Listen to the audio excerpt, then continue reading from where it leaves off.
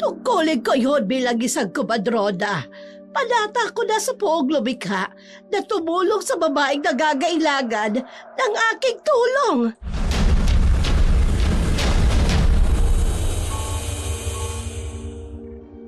Nagmamakaawa ako.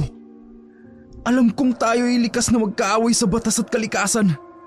Subalit, matagal ko nang tinalikuran ng pagiging aswang ko simula nung makilala ko ang asawa ko.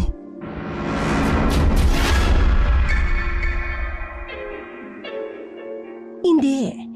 Kahit ano ka pa, tatanggapin kita, Vicente. Ganun kita kamahal. Napakasaya ko nang makilala at ibigin kita. Kahit sa maikling panahon lang.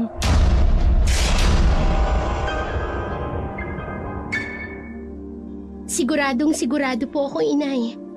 Mamahalin ko po si Luna hanggang sa makalimutan at maibaon na sa limot ang nakatagong dugo ng kasamaan sa kanyang pagkatao.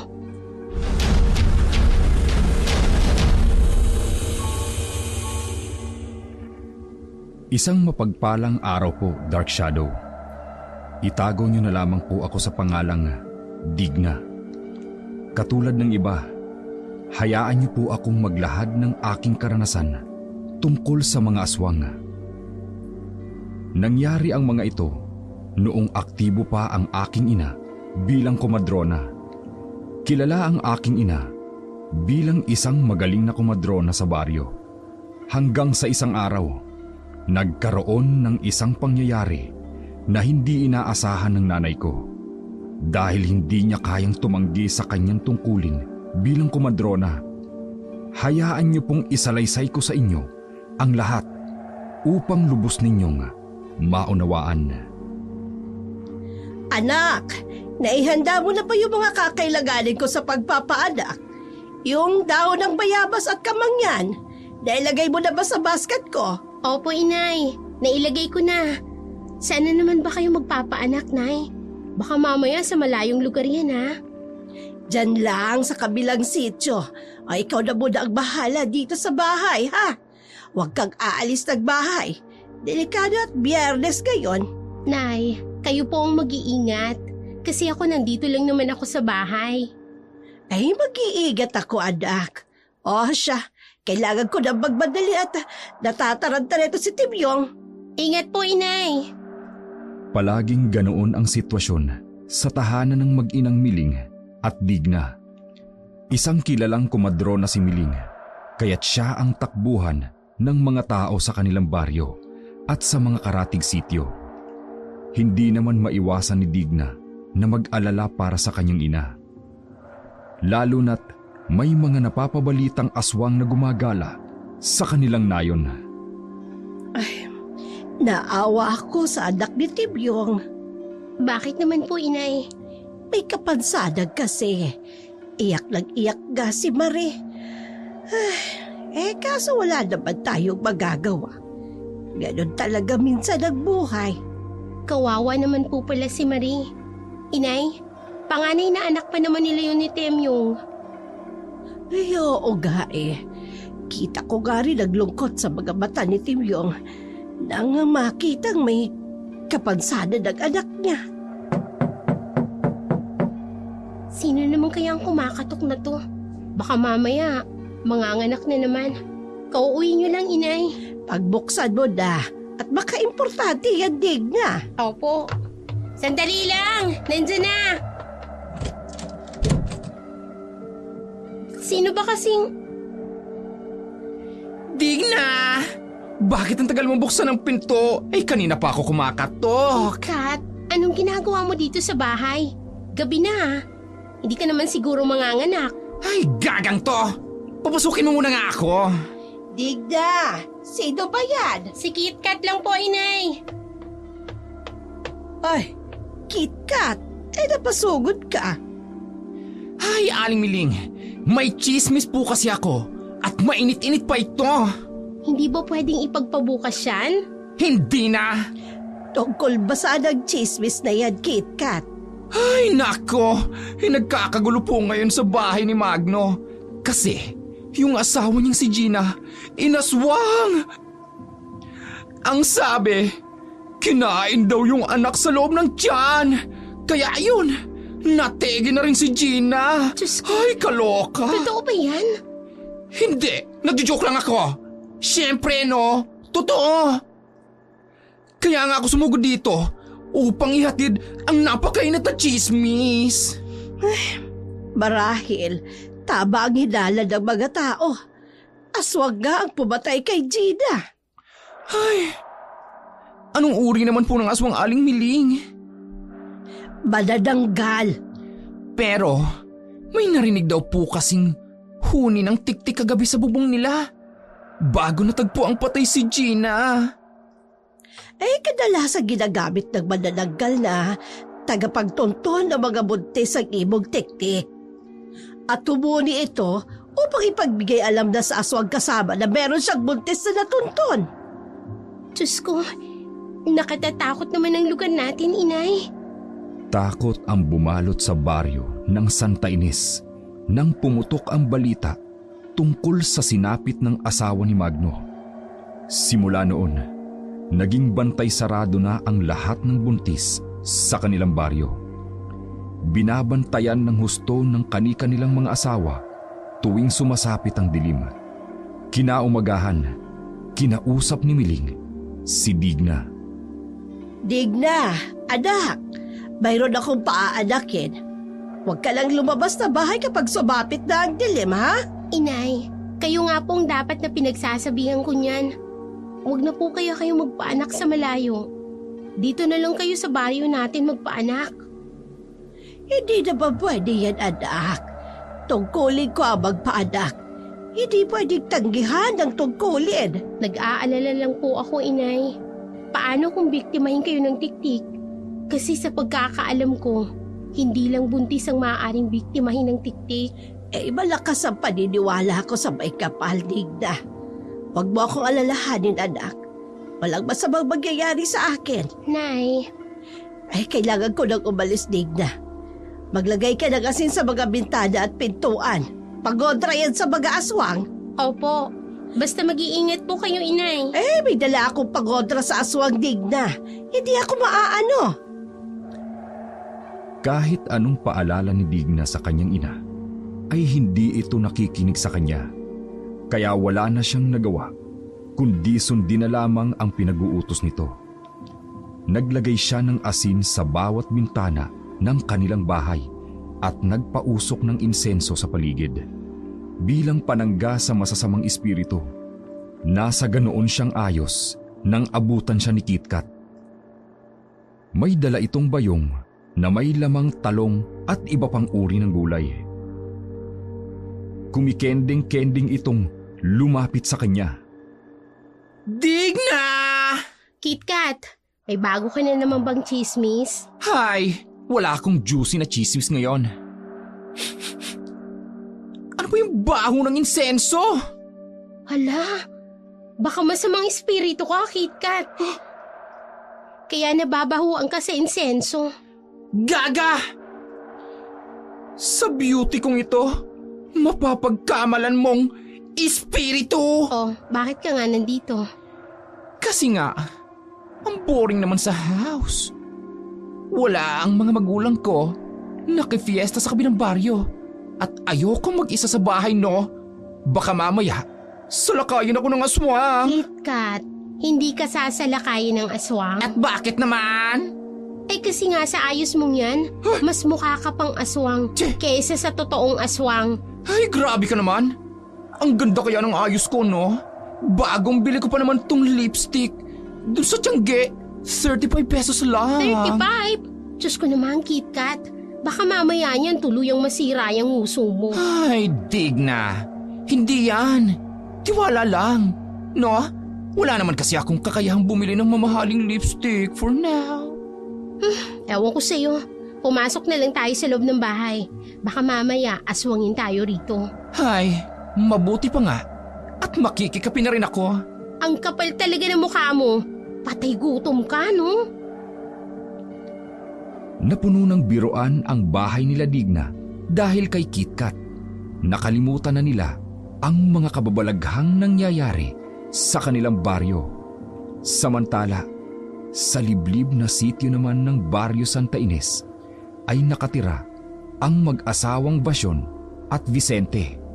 Nakatira sila sa pinakadulo ng sityo, malapit sa malaking lawa, sa gitna ng taniman ng mais.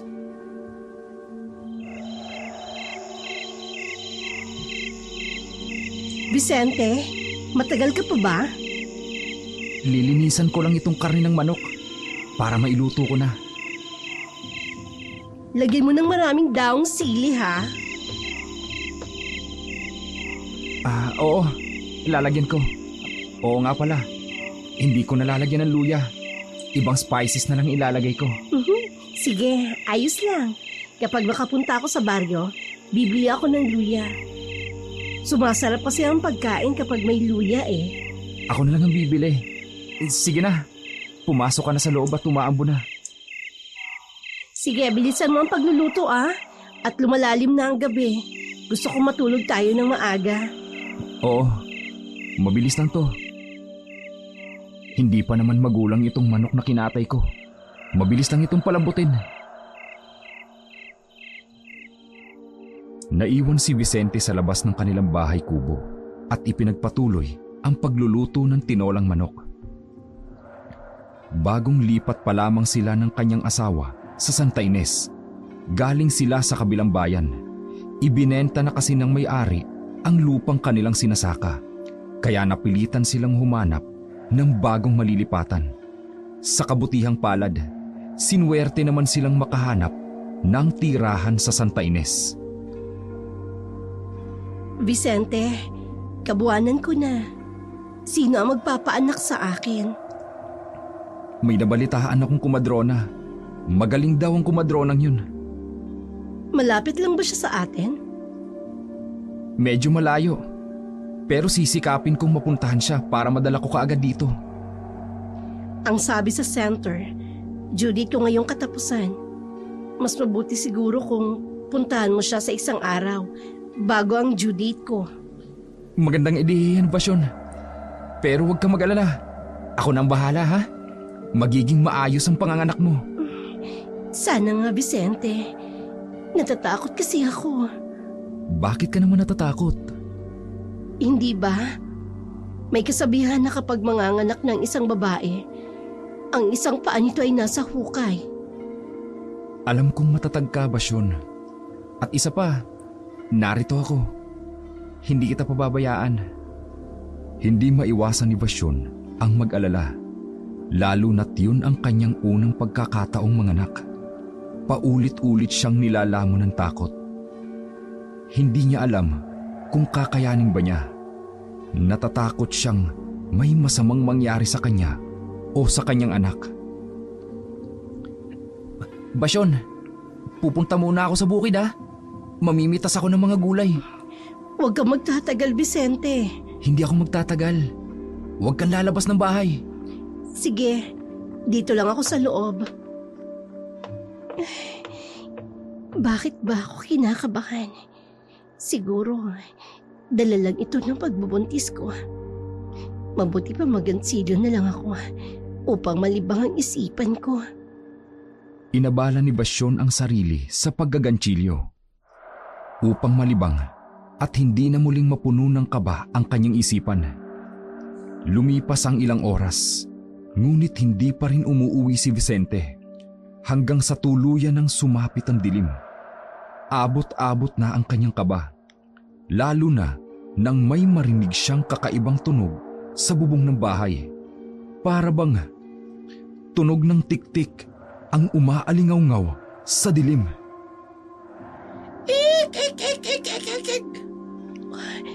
Diyos ko, ayon sa matitinda, inaamoy ng mga tiktik ang kinalalagyan ng buntis at sinisip-sip ng aswang ang batang nasa sinapupunan ng ina.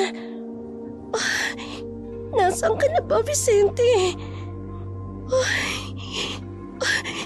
Malakas pa ang tunog ng tiktik. Ibig sabihin, malayo pa ang aswang sa akin. Kukuha ako ng asin. Vicente, bakit ngayon kapag ginabi ng uwi? Ang sabi mo sa akin, mabilis ka lang sa bukid. Ano ba ang nangyari sa'yo? At hanggang ngayon wala ka pa rin. Ang tiyan ko, biglang humilap. Aray ko!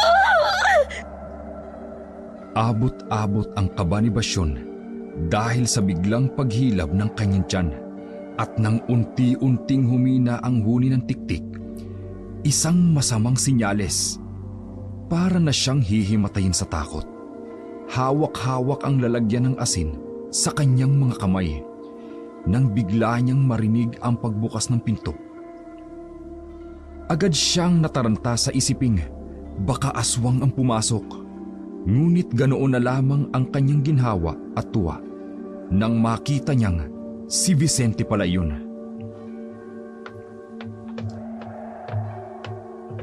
Basyon? Ayos ka lang ba? Vicente, saan ka ba galing? Hihimatayin na ako sa takot dito. Narinig mo ba ang tiktik sa labas?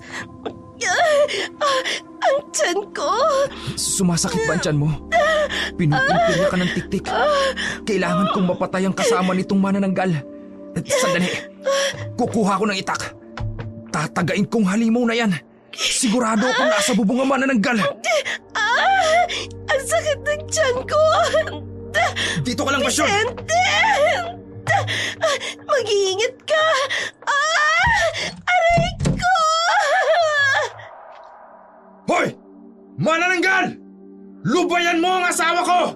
Kung ayaw mong humalik sa talim ng aking itak! May nakita akong aninong biglang lumipad galing sa bubungan namin. Sigurado akong manananggal yun. Ang lakas ng pagaspas ng pakpak niya. Vicente! Pumasok ka na dito! Baka ako mapano ka pa! Basyon! Huwag kang lalabas! Diyan ka lang sa loob! Sisiguraduhin ko munang wala ng tiktik! Hindi nakatulog si Vicente noong gabing yun. Binantayan niya ng buong magdamag ang kanyang asawang si Basyon. Kaya naman, kinabukasan pa siya nakatulog. Ganoon na ang naging routine nila upang matiyak ang kaligtasan ni Basyon.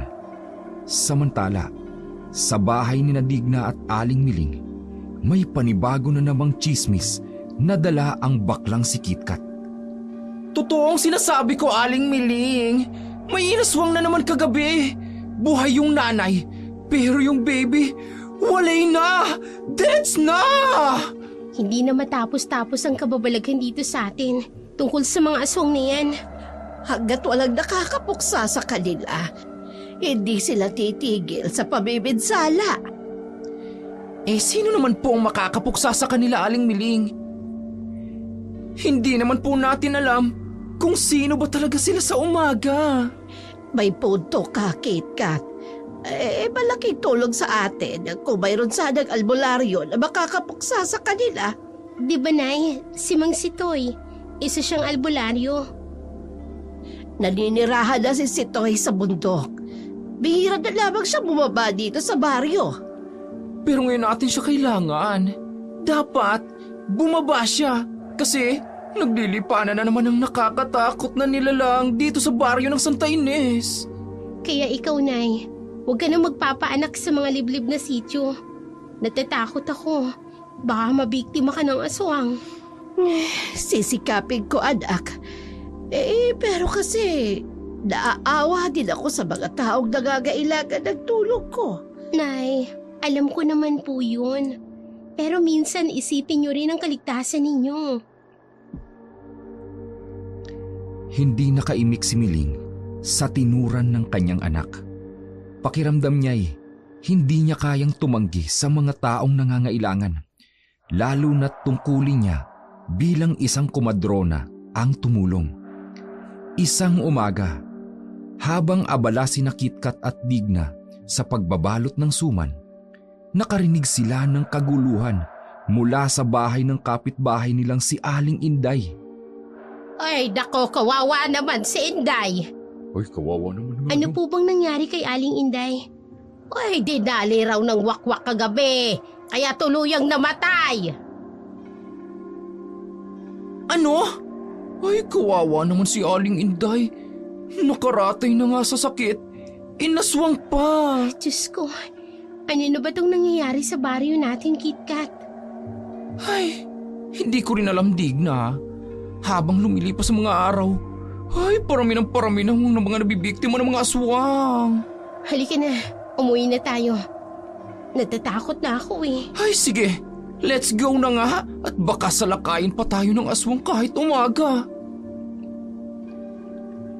Kagad na umuwi ang magkaibigan sa bahay ni Digna. Labis ang kanilang takot dahil sa mga nangyayari sa kanilang baryo. Pagkarating nila sa bahay, nadatna nila ang ina ni Digna na may kausap na matandang lalaki. Nakasuot ito ng lumang salakot, puting kamiseta, maluwang na pantalon na luma na, at may nakasabit na pulang panyo sa bulsa. May nakakabit din na itak sa kanyang tagiliran at may suot rin na kwintas na krus. Amoy halamang gamot rin ito, isang palatandaan na isa itong albularyo. Digna, KitKat, eto si Sitoy. Ay, kayo po ba si Mang Sitoy? Ay, pasensya na po. Hindi po namin kayo nakilala. Ay, pangalan niyo lang po kasing naririnig namin. Hindi na kasi ako nagagawi dito sa baryo ng matagal na. Kaya nauunawaan ko kung bakit hindi ako kilala ng mga bagong henerasyon. Ikinagagalak po namin kayong makilala, Mang Sitoy. Ako rin, iha. Saan ba kayo galing ng dalawa? Ay, naku, Aling Miling. Galing ho kami sa bahay ni Aling Inday. Ay, nakakalungkot po kasi. Kasi po wala na siya. Patay na si Inday? Opo, inay. Ang sabi, pinatay daw ng wakwak. May sakit ba yung namatay na inatake ng wakwak? Opo, matagal na pong nakaratay sa sakit si Aling Inday. Mga may sakit talaga ang paboritong portiryahin ng mga wakwak. Dumarami na ang mga aswang dito sa baryo ng Santa Ines. Ay, paano po ba natin matatalo ang mga wakwak, Mang Sitoy? Maraming paraan. Pero mas maganda kung mahuhuli natin sa araw kapag nag-anyo itong tao. Maaari nating putulin ang katawan nito gamit ang sagradong balaraw. Ang harsh naman po pala. Hali kayo. Gagawa tayo ng pangontra laban sa mga naglilipa ng aswang dito sa Santa Ines. Agad namang sumunod ang tatlo sa albularyong si Mang Sitoy. Naglagay sila ng bawang at asin sa kanilang mga bintana at pintuan bilang panangga sa mga wakwak. Naglagay din si Mang Sitoy ng walis tingting sa ilalim ng kanilang higaan dahil hindi raw nakakalapit ang wakwak kapag may ganoong bagay. Pinahiran din ng albularyo ang paligid ng bahay ng mahiwagang langis na may halong dinurog na banal na anting-anting. Mabisa ang mga pangontrang inihanda natin, hindi lamang sa mga wakwak, kundi sa lahat ng uri ng aswang. Huwag rin kayong makakalimot magdala ng pangontra, kagaya ng asin at bawang. Ilagay niyo ito sa inyong bulsa. Hindi po talaga ako makakalimot, Mang Sitoy. Hindi pa ako readyng mamatay. Gawin mo rin sa bahay niyo ang tinuro sa atin ni Sitoy, KitKat. Ay, opo, Aling Biling. Gagawin ko po. Nay, ngayon po nakikiusap ulit ako sa inyo.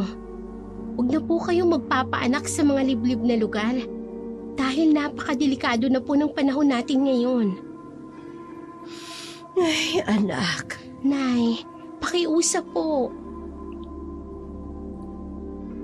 Hindi na nakaimik pa si Miling nang makita niyang nag-aalala ang kanyang anak. Alam niyang ayaw nito na mapahamak siya, ngunit hindi rin niya kayang magbitaw ng pangako, lalo na kung hindi niya naman magagawang papanindigan. Samantala, sa bahay ng mag-asawang Vasyon at Vicente, hindi pa rin nawawala ang takot sa kanilang mga puso, lalo na't patuloy silang tinatarget ng manananggal na nagpapahirap kay Vasyon. Vicente, gabi-gabi tayong dinadayo ng tiktik at manananggal. Natatakot na ako. Malapit na akong manganak. Malayo ang bahay ng kumadrona. Ano bang gagawin natin? Pupuntahan kong kumadrona. Pakikiusapan ko siya na manatili muna rito sa bahay natin. Kahit 2 araw lang. Sa tingin mo papayag siya? Paano kung hindi? Kung kailangan lumuhod ako sa harapan niya, Vasyon, gagawin ko. Bakit ba kasi nangyayari sa atin ito? Huwag kang umiyak. Makakasama sa'yo yan at pati na rin sa anak natin. Pero Vicente... Gagawin ko ng paraan, Vasyon. Pupunta ako sa bahay ng kumadrona para makiusap sa kanya. Iiwan mo ako mag-isa dito? Vasyon, kailangan mong tatagan ang loob mo. Maglalagay ako ng pangontra sa paligid ng bahay. Pero Vicente, natatakot ako. Vasyon, alam ko, pareho lang tayong natatakot. Ayokong may mangyaring masama sa'yo at sa anak natin. Napayakap na lamang si Vasyon sa asawa at humihikbi. Pilit naman siyang pinapatahan ng lalaki. Samantala, sa bahay ni Miling, abala ang kumadrona sa paglilinis ng kanyang bahay nang may dumating na isang estrangherong lalaki. Napakunot noon na lamang si Miling dahil hindi niya kilala ang naturang lalaki at hindi niya pa ito nakikita sa kanilang baryo. Gayunpaman, pinili niyang batiin ito ng isang magandang hapon. Ano ang kailangan mo, iho? Magandang hapon po. Ako nga ho pala si Vicente. Kayo po bang kumadronang si Aling Miling? Ako nga. May paglilikod ba ako sa'yo? Yung asawa ko ho kasi, manganganak ngayong katapusan ng buwan. Sumasakit na ba ang tiyan niya? Saan ba ang bahay niyo? Sa pinakadulong sityo po nitong baryo. Malayo pala. Wala ba kayong malapit na kumadrona dun? Wala po. Tanging kayo lang po ang itinuturo ng mga taong napaanak nyo na. Pero malayo na ang lugar niyo. Parang awa nyo na po. Tulungan nyo na po kami. Wala na po akong ibang mapupuntahan. Sige na po. Kailangan lang po talaga ni Vasyon ng magpapaanak sa kanya.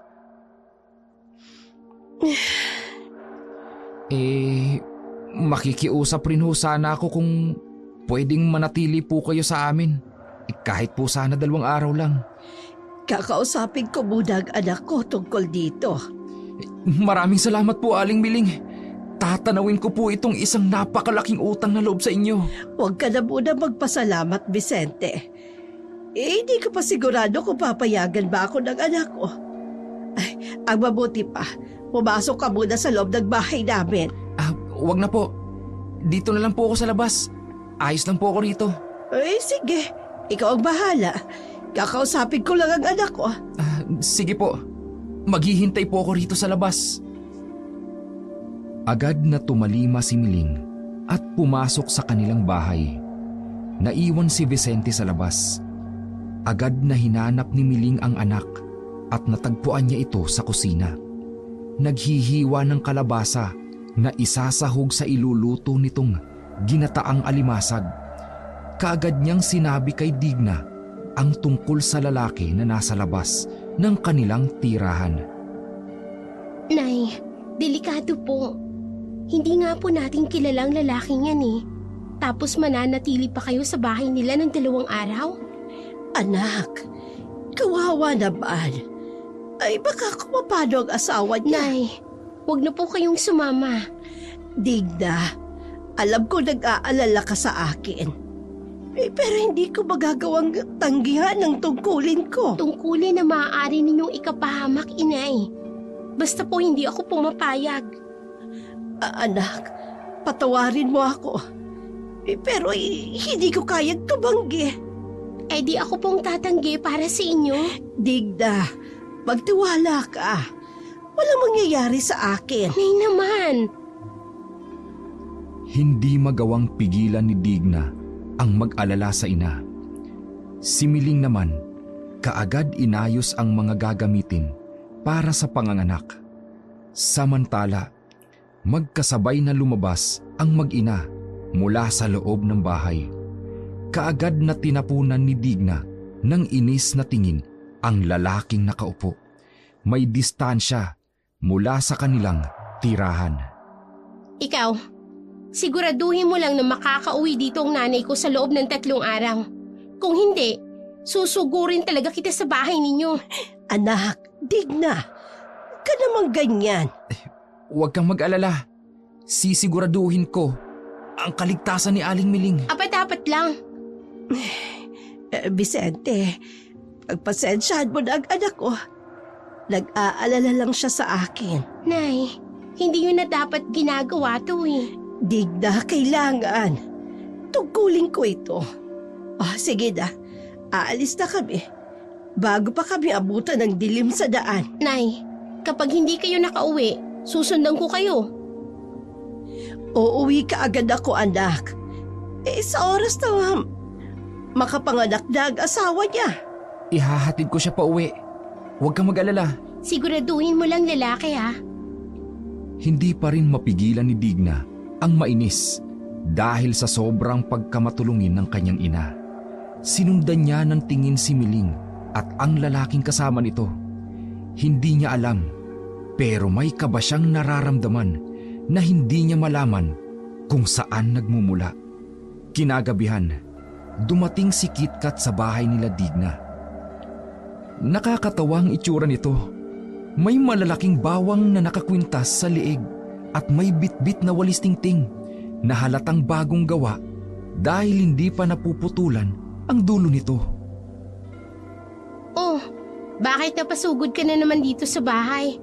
At ang OA naman ng mga bawang mo sa liig. Ang sabi ni Mang Sitoy, sa bulsa ilagay. Hay, Digna. Mas mabuti ng sigurado, no? Baka mamaya, nasa likod ko pala ang aswang. Tapos, hindi ako ready. Ano bang kailangan mo? Bakit iniwan mo ang mga magulang mo doon sa bahay ninyo?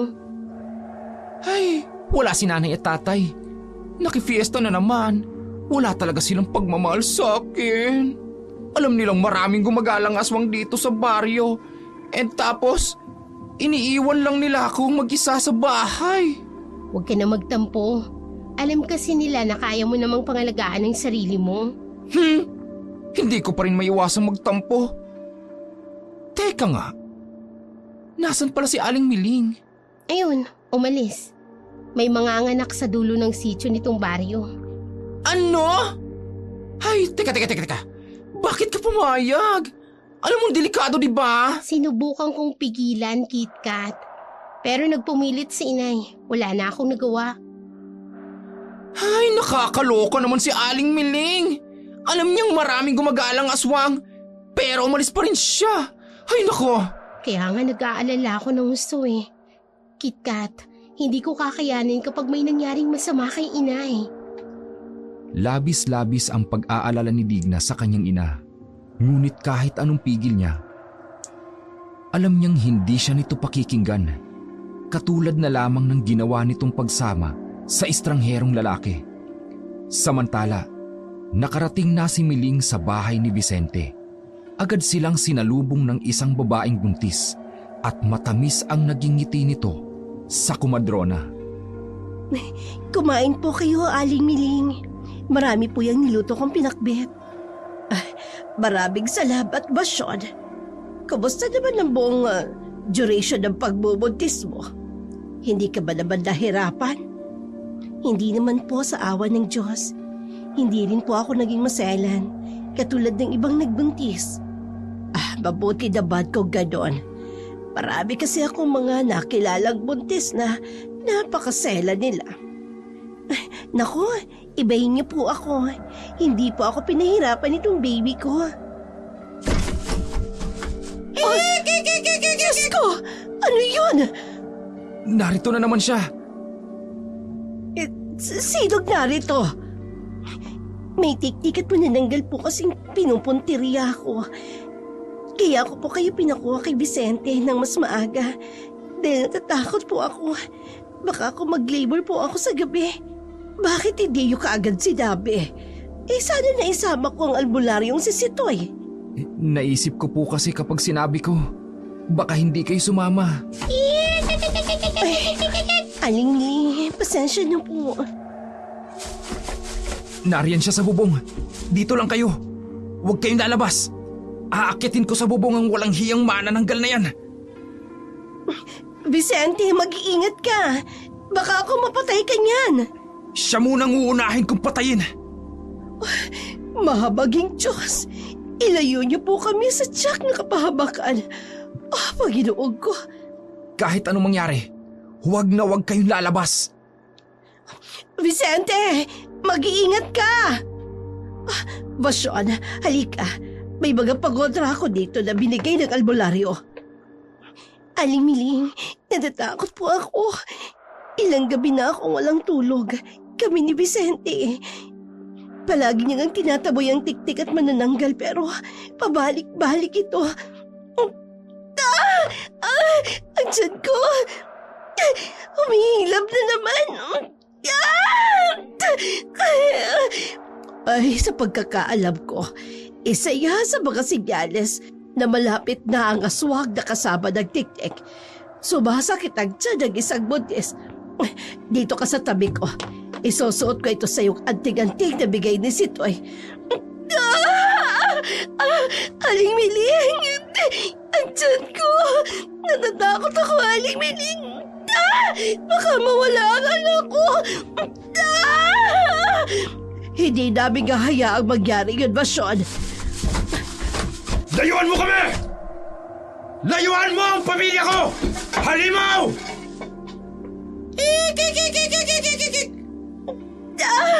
Ang tiyan ko! Aling Miling! Ang sakit! Papahirag ko na mahiwagang lagis ang tiyan mo, Basyon. Mabisa itong pagontra sa mga aswang.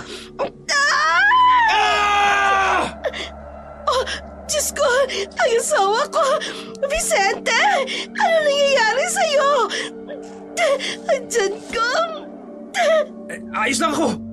Huwag kayong lalabas! Hindi malaman ni Miling ang gagawin. Umiiyak si Vasyon dahil sa matinding pag-aalala sa kanyang asawa na nasa labas at nakikipagbuno sa manananggal. Samantala, sa loob ng bahay kubo, dumaraing si Vasyon dahil sa matinding paghilab ng kanyang tiyan. Maya-maya pa'y kumalma rin si Vasyon kasabay ng pagbukas ng pintuan. Pumasok si Vicente. Hawak ang dugo ang braso. Agad siyang sinalubong ng asawa. Bakas sa mukha nito ang labis na pag-aalala. Ngunit sa hindi malamang dahilan, bigla na lamang nawala ng ulirat si Vicente. Diyos ko! Aling Miling! Si Vicente! Nawala ng malay! May sugat sa braso. Marahil ay dahil kagagawa ng tiktik. Halika, tulungan mo ako, Basyon. Kailangan malinisan kaagad ang sugat niya.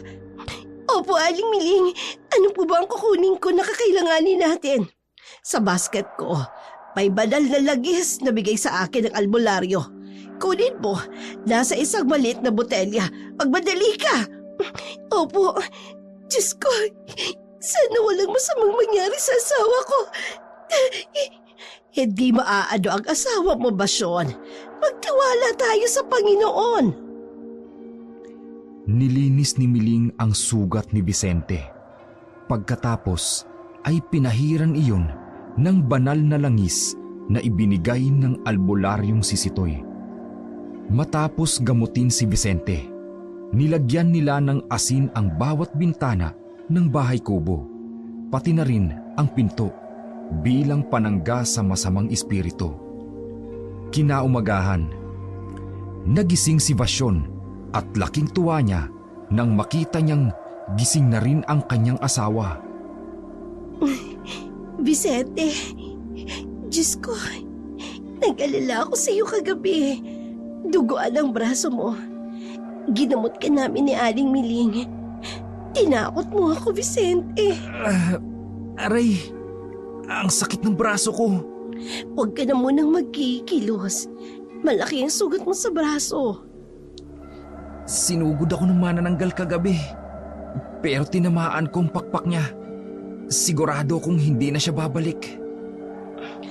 Paano kung may ibang manananggal sa paligid? Bukod sa nakaengkwentro mo kagabi. Vicente, hindi pa rin ako mapalagay. Hindi kita pababayaan, Fasyon. Kayo ng anak natin. Hindi maiwasang matakot ni Fasyon. Lalo na matapos ang sinapit ng kanyang asawa sa kamay ng manananggal. Samantala, abala si Miling sa paglalagay ng karagdagang mga pangontra sa paligid ng bahay ng mag-asawang Vicente at Fasyon. Natatakot din siya na baka muling sumalakay ang naturang manananggal kapag sumapit ang dilim. Pagkatapos niyang maglagay ng mga panibagong pangontra, agad siyang bumalik sa loob ng bahay upang tingnan ang kalagayan ni Vicente. Aling Miling, maraming salamat po sa paggamot niyo sa akin kagabi ha. Walang ano ba yun, Vicente? Kumusta na ang pakiramdam mo? Medyo maayos na po. Tinamaan ko pong pakpak ng manananggal. Kaya sigurado kong hindi na siya babalik. Huwag tayong pakasisiguro. Lalo na at malapit na ang kabilugan ng buwan. Hindi ko po sila hahayaang saktan ng asawa at anak ko. Hindi natin hahayaang magyari yun, Vicente. Aling Miling, magpahinga po muna kayo. Puyat din po kayo dahil sa nangyari kagabi. Huwag mo akong alalahanin, Basyon. Sanay ako sa puyatan simula pa doon. Kadalasan kasi. Gabi nagaganda kapag buntis na pinapaanak ko. Nasanay na akong gawing umaga ang gabi. Napakabait niyo po. Marami kayong tinutulungan mga buntis na kagaya ko. Tungkulin ko yon bilang isang kumadrona. Panata ko sa poong lumikha na tumulong sa mga babaeng nagagailangan ng aking tulong. Sana po, tigilan na ako ng mga aswang para mawala na po ang alalahanin ko. Tutulugan kita, Basyon. Sisiguraduhin ko na ligtas kang mga ganak. Maraming salamat po, Aling Miling. Naging panatag kahit papaano si Basyon dahil kasama nila ang matandang kumadrona. Alam niyang kahit anong oras siya abutin ng kanyang panganganak, may tutulong sa kanya. Samantala, sa bahay nila Aling Miling, hindi mapakali si Digna dahil sa pag-aalala sa kanyang ina. Ay, Digna! Kanina ka pa pabalik-balik ng lakad. Ay, nahihilo na ako sa'yo, girl! Nag-aalala kasi ako kay inay. Lalo na't ang layo ng liblib. Yung tirahan ng mag-asawa. Ay, ewan ko ba naman dyan kay Aling Miling? Hindi na magawan tumanggi. Hindi niya kasi mahindian ang pagiging kumadrona niya. Ay, sabagay, girl. Kilalang kilala naman talaga si Aling Miling dito sa atin bilang isang magaling na kumadrona. Marami na rin siyang natulungan. Pero hindi ko maiwasang mag-alala, KitKat. Hindi ko nga kilala yung lalaking yun. Tapos may bagong pinatay na naman ang aswang dito sa baryo natin. Kaya hindi ko talaga maiwasan ng kabahan. Ay, ano girl? Gusto mo bang sundan natin? Paano natin gagawin yun? Hindi ko naman alam kung saan eksaktong nakatira mag-asawang yun.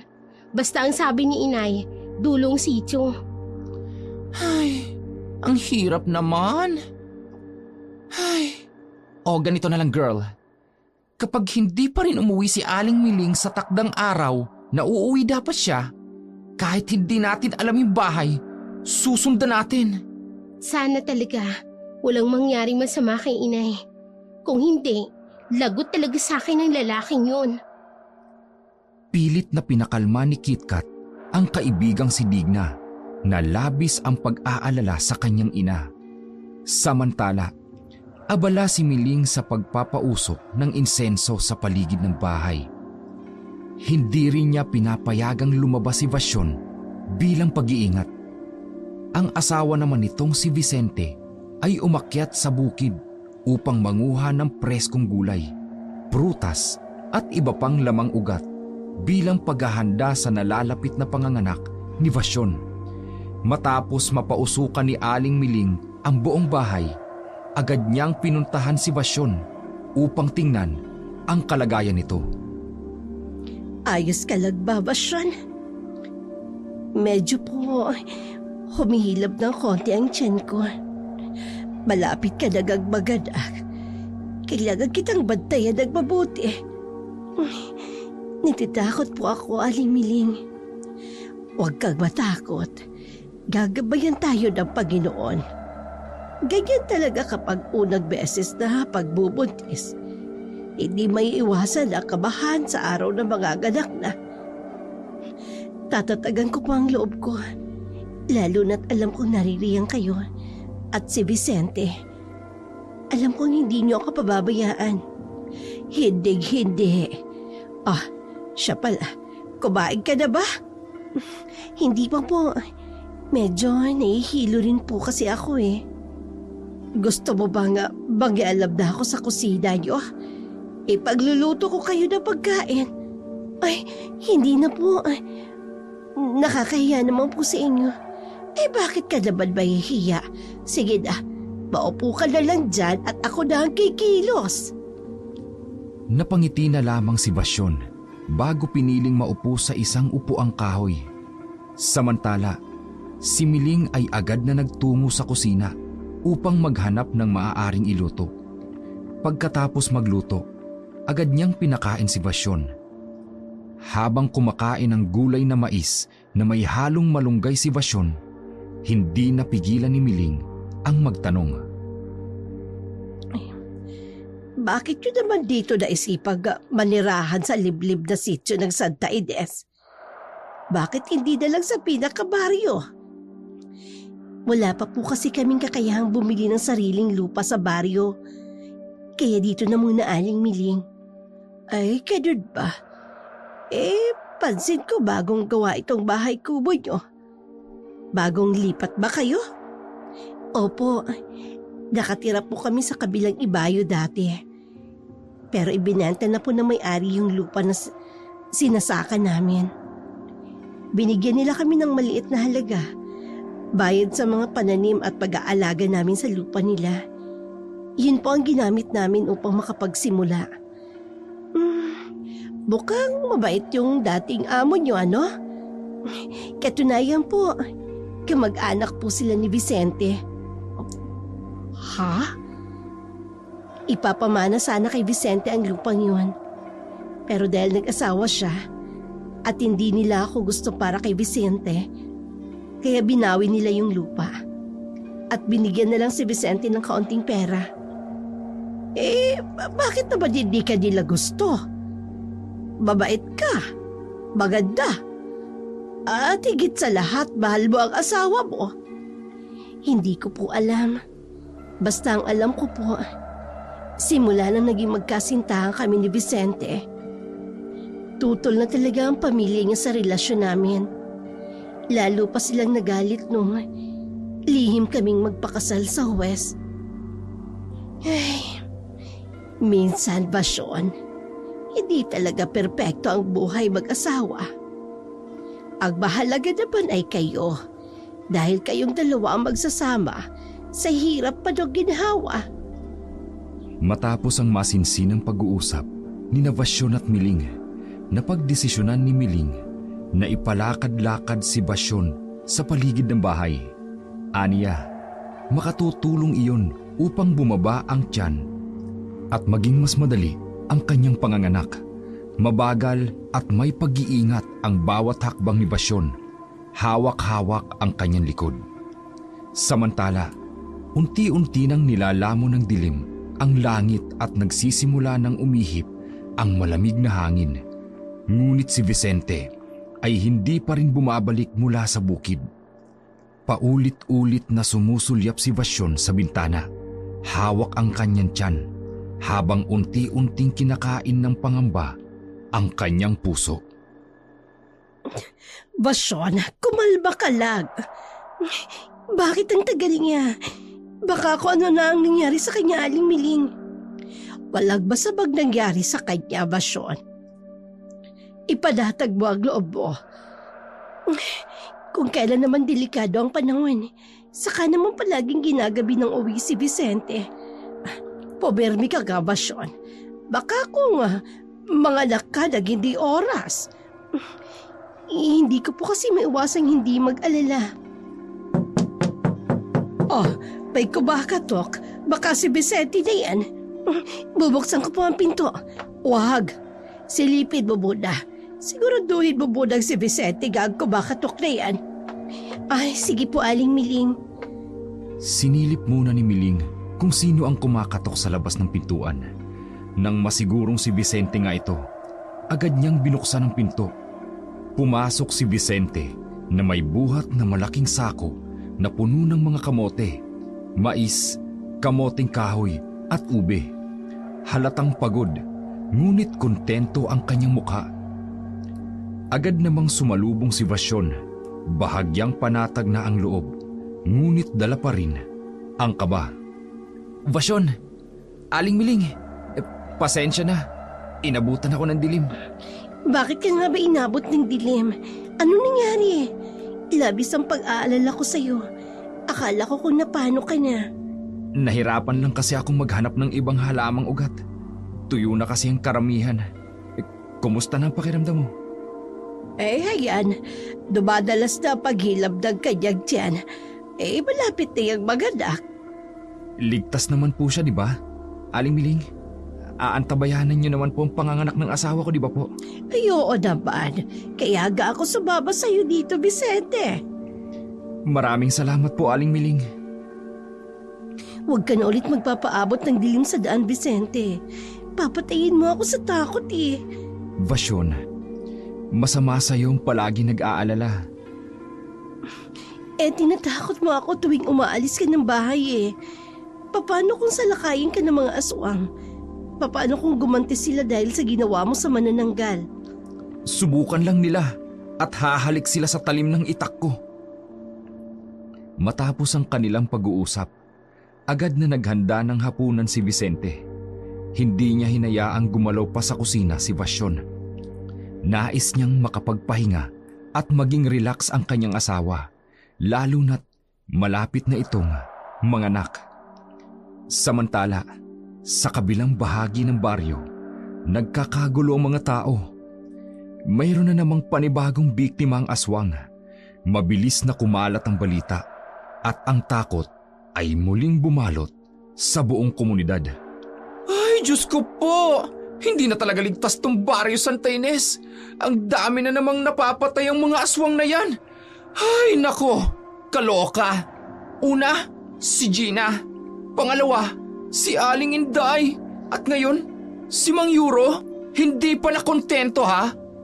Pati kalabaw ni Mang Euro, kinain ang aswang. Ay, kaloka talaga naman. Lalo tuloy ako nag-aalala para kay inay. Isang araw na lang tigna. Ay nako, kapag hindi pa rin umuwi si Aling Miling, sasamahan kitang hanapin siya. Bakit? Nasaan ba ang nanay mo, Digna? Mang Sitoy, Ay, Mang Sitoy, mabuti naman po at napadalaw kayo. umalis po si inay. May sumundong lalaki dito. Dinala siya sa dulo ng sityo ng baryo. May paaanakin daw po siya doon. Bakit siya nagtungo ron? Ay, liblib ang lugar na yon. Pilit ko nga po siyang pinipigilan. Pero ayaw po talagang makinig sa akin. Delikado na ang baryo natin. 3 taon nang pinapatay ng aswang. Kailangan natin silang mapuksa. Ay, Mang Sitoy, tulungan po ninyo ang baryo natin. Kahit naman po maraming marites dito sa atin, ay nakakaawa naman po kung lahat sila ay paglalalapain ng mga aswang. Magiging boring po ang baryo ng Santa Ines kapag nawala ng mga marites. Hoy, KitKat. Ikaw ang numero 1 marites sa baryo ng Santa Ines. Ha? Me? Ako ba? Oo, ikaw. Nauuna ka pa nga sa pagputok ng araw kapag may chismis. Hindi lang mga marites ang kaawa-awa kapag hindi natin napuksa ang mga aswang. Lahat tayo magiging pagkain nila kapag hindi tayo kaagad kumilos. Nang mga sandaling yun, nagtungo sila sa barangay hall upang kausapin ang kapitan ng baryo hinggil sa mga pag-ataking ginagawa ng mga aswang. Pagdating nila, nagkakagulo ang mga tao sa loob ng barangay hall. May mga kanya-kanyang opinyon ang bawat isa at ang bawat isa'y abala sa paghahayag ng kanilang mga takot at saloobin. Ay, dapat puksain ang mga aswang na yan. Abay, perwisyo! Maglagay tayo ng mga tanod sa bahay-bahay upang magbantay. Ay, tanod ang asawa ko ay paano kung siyang mapatay ng aswang? Oy, di mawawala ng tatay ang bunso namin. Ay, tahimik muna. Ay, wala tayong mabubuong plano kung lahat kayo magsasalita. Nabibingi ako sa ingay. Ay, dako. Sa akin ka pa nga lang bingi ka ng kapitan. Sinasabi lang namin ang nararamdaman namin na may nakakatakot na. Ay, nauunawaan ko kayo. Lahat naman tayo natatakot. Pero hindi pwedeng isugal natin ang buhay ng mga tanod para sa kapakanan ng iba. May pamilya din sila. Hindi taong kalaban natin, kundi mga halimaw. Ang kailangan natin ay pagkakaisa. Aba, ang matandang albularyong si Magsitoy! Pagkakaisa! Laban sa mga aswang! Gumawa tayo ng mga pangontra laban sa kanila! Tuturuan ko kayo upang makaiwas tayo sa kapahamakang dulot ng mga aswang! Labis ang tuwa ng mga tao sa baryo nang dumating ang albularyong si Mang Sitoy. Tinulungan sila nitong maglagay at gumawa ng mga pangontra sa bawat bahay. Tumulong din ang magkaibigan Digna at KitKat. Sabay-sabay silang nagtrabaho upang matiyak na ligtas ang bawat isa. Samantala, sa bahay ng mag-asawang Vicente at Vasyon, abala si Miling sa pag-aalaga kay Vasyon. Dumadalas na ang pananakit at paghihilab ng tiyan nito. Isang malinaw na sinyales na malapit na itong manganak. Kailangan natin maghanda, Vicente. Malapit na maganak ang asawa mo. Kung ganun po, ano pong kailangan kong gawin? Ikuha mo ako ng dahon ng bayabas. Kakailanganin ko yun. Sige po. Marami po niyan sa paligid. At mas mabuti po kung pupunta ako ng baryo para bumili ng kakailanganin ni Vasyon at ng baby namin. Ay, basta huwag ka lang magpapaabot ng dilim, Vicente. Hindi po. Babalik po ako kaagad. Siya, sige na. At babantayan ko si Vasyon. Maraming salamat po, Aling Miling. Nagmamadaling umalis si Vicente upang tumungo sa baryo, kaya naiwan si Miling at Vasyon sa bahay kubo. Ngunit taliwas sa sinabi ni Vicente, hindi ito nakabalik kaagad.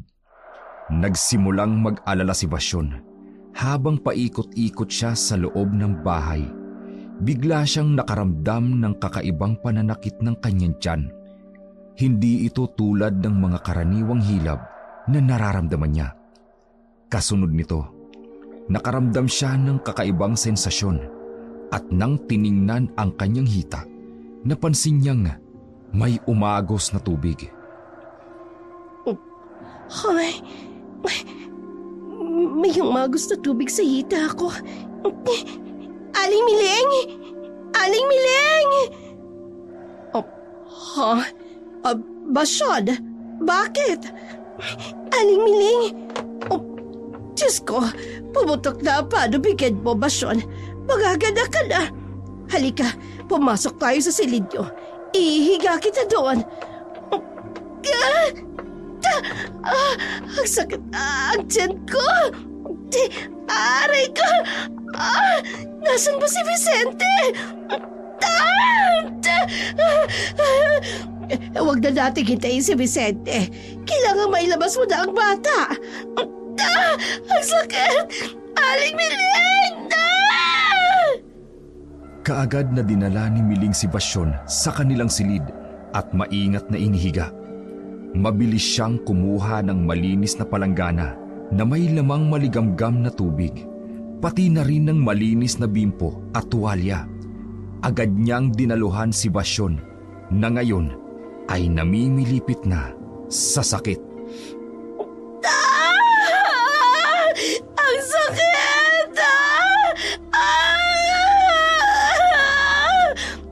Basyon, umirik ka. Para naman makalabas kaagad ang bata. Hindi ko kaya.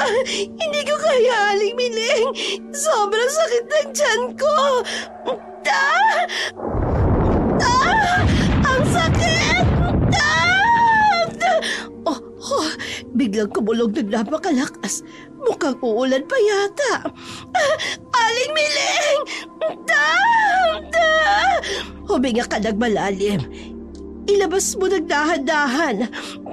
Ang sakit! Aray! Ay, malapit na. Kunti na lang. Nakikita ko na ang ulo. Hindi ko na kaya! Hindi ko na kaya! Diyos ko, bakit kayo pa? Aling Miling! Ang sakit! Sa ngalan ng Diyos Amang makapangyarihan, si Maria ay nagaganap na walang hapdi. Si Basyon ay magaganap ng ligtas at madali. Buksan ang landas na may luwal ang bata. Itulak ng liwanag at buhay. Basyon, bigyan mo ako ng isang malakas na tonong pag-iri.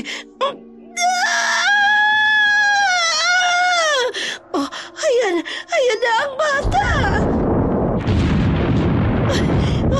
Basyon, ligtas mong nailuwalag anak mo. Diyos ko, ano na gagawin ko? Sigurado ako, may mga aswang sa labas. Ang bata, kukunin ko, ibabalot ko ito sa puting lampin. Mahabaging Diyos! Bakit ganito ang itsura ng batang ito? Ang kanyang balat, kulay abo, mamalahibong, malalim rin ang kanyang mga mata at matutulis ang kanyang manipis na mga kuko. Diyos ko! Ang pintuan nawasak at may mga dinalag na pumasok. Mahaba ang kanilang mga katawan at may itim ang kanilang balat. At malalaking ugat at pakpak na katulad ng paniking ko. Ang kulay ng kanilang mga mata. Mga wakwak! Diyos ko! Layuan niyo kami!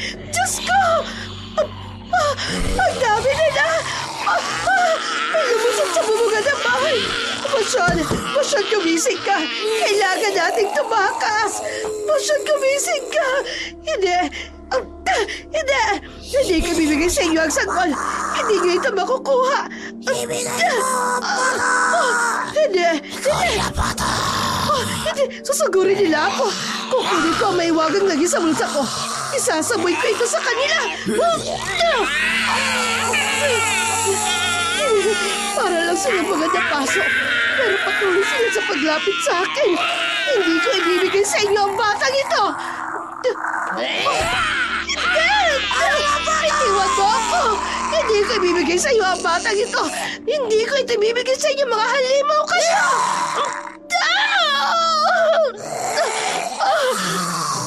Bumaon ang isang kuko niya sa aking tagiliran. Huwag ka na magmatigas.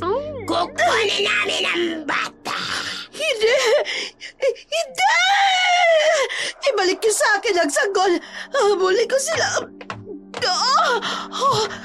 Hindi. Naglaho sila sa dilim. Diyos ko. Bakit nila kinuha ang sanggol ni Basyon?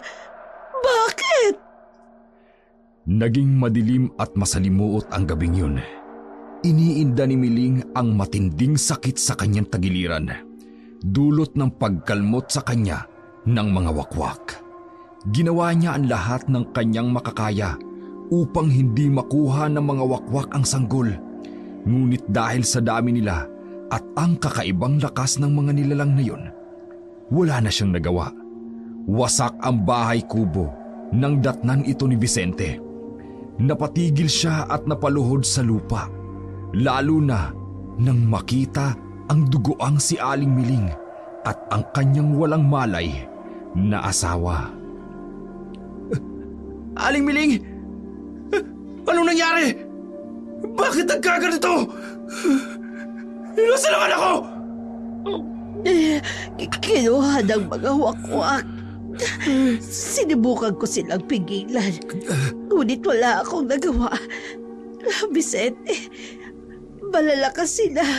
Patawarin mo sana ako. Wala kayong kasalanan na Aling Miling. Ang asawa ko! Pasyon! Pasyon, gumising ka! Asawa ko! Parang awa mo na! Gumising ka, Pasyon! Pasyon! Mahabaging Diyos, salamat po. Vicente, narito ka na. Oo, narito na ako. Salamat naman at nagkamalay ka na. Ang anak natin, gusto ko siyang makita. Pasyon, Vicente, bakit? Bakit ka umiiyak? Pasyon, patawarin mo ako. Hindi. Aling Miling, ang baby ko. Basyon, sinubukan ko. Alam ng Diyos na sinubukan ko siyang iligtas sa mga nilalang na yun. Anong ibig mong sabihin? Nasaan ang baby ko? Kinuha siya ng mga wakwak, Pasyon. Kinuha nila ang anak natin. Hindi. Hindi. Nagsisinungaling kayo. Ilabas niyo ang anak ko. Ilabas niyo ang aking baby. Anak ko. Vicente ang anak natin. Babawiin ko siya, Pasyon. Babawiin ko ang anak natin. Ang anak ko. Ibalik niyo sa akin ang anak ko. Umalingaw-ngaw ang nadudurog na boses ni Pasyon sa kalaliman ng gabi. Umiiyak ng walang tigil dahil hindi nito matanggap na nawawala ang kanyang anak. Ang kanyang pagluha ay sumasalamin sa sakit na pumapaso sa kanyang puso.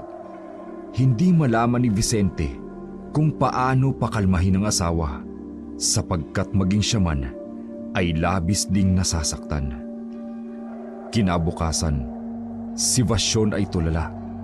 Ang mga matay puno ng kalungkutan at ang bibig ay tila walang lakas magsalita. Panay lamang ang iyak nito. Ang bawat patak ng luha ay parang isang piraso ng kanyang pusong nawasak. Labis na nag-aalala si Vicente sa kanyang asawa. Kahit anong pilit niyang kausapin ito, ay hindi ito kumikibo. Panay lamang ang pagluha nito. Pasyon, ipinapangako ko. Babawiin ko ang anak natin. Ibabalik ko siya sa piling mo. Vicente, patawarin mo sana ako. Kung wala akong nagawa upang iligtas ang bata laban sa mga aswang, hindi ko kinaya ang lakas-lakas nila. Wala po kayong kasalanan, Aling Miling. Sa katunayan po, ako pong nahihiya sa inyo. Dahil wala po ako dito upang protektahan ang pamilya ko. Ano na ang balak mo ngayon? Paano mo mababawi ang anak mo sa mga aswang? Kailangan ko po munang iwan sa isang mabuting kamay ang asawa ko. Pwede mo siyang iwan sa bahay habang hinahanap mo ang anak mo. Papayag po kayo? Oo naman. Laging malapit na rin sa akin si Pasyon. Kung gusto mo, sumama ka sa akin sa pag-uwi sa bahay. Isama na natin si Pasyon. Maraming salamat po, Aling Miling. Napakabuti niyo po sa amin. Kahit hindi niyo pa po kami lubos na kilala, hindi kayo nagdalawang isip upang tulungan po kami. Kagaya nga sinabi ko noon. Tugulid ko ang tumulong at masaya ako sa ginagawa ko. Noong mga sandaling yun, agad na gumayak si Miling at isinakay si Vasyon sa karitong hila ng kalabaw. Magkatabi sila ni Vasyon sa loob ng kariton at tinahak nila ang daan patungong baryo. Nang makarating sila sa tahanan ni Miling, laking pagkagulat ni Kitkat, Digna at Mang Sitoy sa itsura ng dalawang babae. Tulala si Vasyon habang nahihirapan namang maglakad si Miling. Kaagad na nagtanong si Digna kung anong nangyari. Ipinagtapat ni Miling ang lahat at ipiniliwanag kung bakit kasama niya ang mag-asawa sa kanilang tahanan. Diyos ko, Nay. Eto na nga bang sinasabi ko eh. Tingnan mo, napahama ka. Hindi naman ako napuruhan, Digna. Ito ang maligamgam na tubig na pinakuluan ng dahon ng bayabas. Ito ang gagamitin kong panlinis sa kalmot ng wakwak. Ay, Diyos ko, Mang Sitoy! Ang sugat na dulot ng pagkalmot ng wakwak! Ay, parang punit-punit at kulay itim na namamagarin. At ang gilid, parang may paltos! Ay, at ang baho, parang bulok na karne! Dahil hindi ito isang ordinaryong sugat, Kitkat. Gawa ito ng isang aswang. Oo nga, Inay. Napakabaho. Kitkat, kunin mo ang mga dinurog kong bawang, luya at tanglad. Ipangtatapal ko yun sa sugat ni Miling. Ay, opo, Mang Sitoy! Kukunin ko na po! Diyos ko, Inay. Labis po akong nag-alala sa inyo. Huwag ka mag-alala, anak. Magiging maayos ako. Mang Sitoy, narito na po ang mga pinakukuha ninyo. Akin na. Ngayon ay itatapal ko ito sa sugat mo, Miling. Ay, sa ngalan ng liwanag, ipalayas ang dilim. Sa ngalan ng liwanag, itakwil ang dilim. Sa sugat na ito, huwag kang mamalagi. Halimaw ng gabi, lumayas ka. Lumisan ka! Salamat sa tulong, Sitoy. Hindi pa tapos ang lahat, Miling.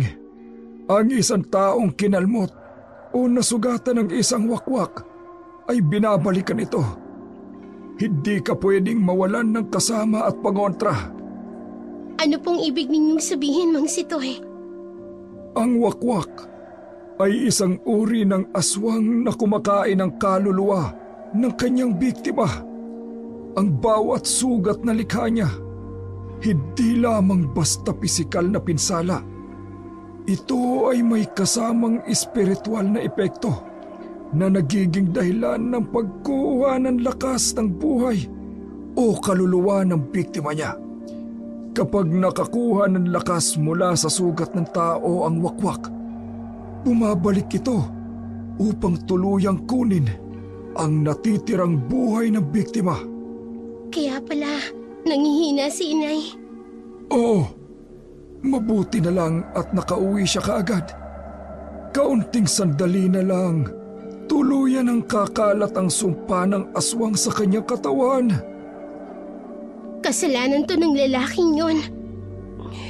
Digna, anak. Huwag mong sisihin si Vicente. Kitkat, huwag mong iiwan si Miling. Ito ang mga pangontra. Kahit anong mangyari, huwag na huwag kang aalis sa tabi niya. Lalong-lalo na sa gabi. Opo, Mang Sitoy. Lumabas si Sitoy at Digna mula sa kanilang bakuran at doon ay nakita nilang nakaupo sa nakausling bato si Vicente. Agad itong napatayo nang makita sila at kaagad na pinagsalitaan ni Digna si Vicente hinggil sa nangyari sa kanyang ina. Si Sitoy naman ay mariing tiningnan ang lalaki sa harapan dahil mayroon siyang kakaibang aurang nararamdaman sa lalaking yun noon lamang niya nakaharap. Patawarin mo ako dahil sa nangyari kay Aling Miling. Kasalanan ko to lahat. Oo, ikaw talagang may kasalanan ng lahat. Digna, huminahon ka. Pero Mang Sitoy, Walang problemang nalulutas kung lahat ay dadaanin mo sa init ng ulo at sa bugso ng damdamin. Vicente ang pangalan mo, hindi ba? Opo, Nabanggit ni Miling na dinukot ng mga wakwak ang iyong anak. Anong dahilan nila upang dukutin ang iyong anak? kung sasabihin ko po, alam kong hindi niyo na po ako hahayaang makaalis dito. anong ibig mong sabihin? Tamang hinala ko. Mang Sitoy, bakit niyo po kinukuhang buntot pagi? Alam kong alam mo na, hindi ako tatablan yan kahit gamitan ako niyan. Nilinlang mo si Miling. Hindi ko siya kailanman nilinlang. Mang Sitoy, hindi ko po maunawaan. Ano pong nangyayari? Aswang ng lalaking ito, Digna. Ano ho?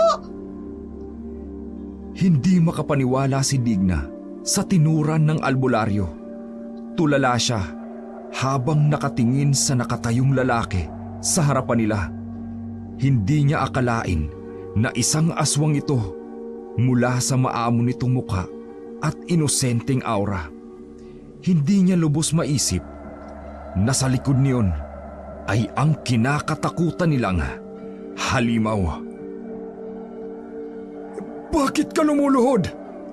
Nagmamakaawa ako. Handa akong tanggalin ang aking kalubang agimat. Tanda ng pagsuko ko ng sarili ko sa inyo. Tulungan niyo lamang akong pawiin ang anak ko. Kaya pala hindi ko nakita ang tunay mong pagkatao. Dahil gumagamit ka ng kaluban. Ano pong kaluban, Mang Sitoy? Ito ang agimat na ginagamit naming mga aswang upang maging ligtas sa mga pangontra ng albularyo. Kung gayon, galing ka sa isang malakas na angkan ng mga wakwak. Nagmamakaawa po ako.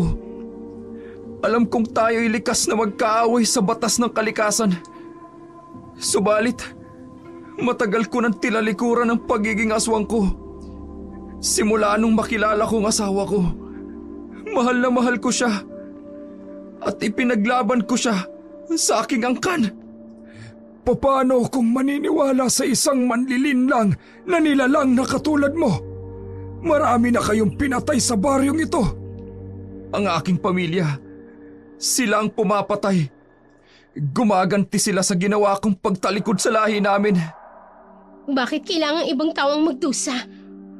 Sinusubukan ko silang pigilan, pero marami sila. Hindi ko sila kakayanin mag-isa. Kaya pakiusap, tulungan mo akong puksain ang mga kalahi ko.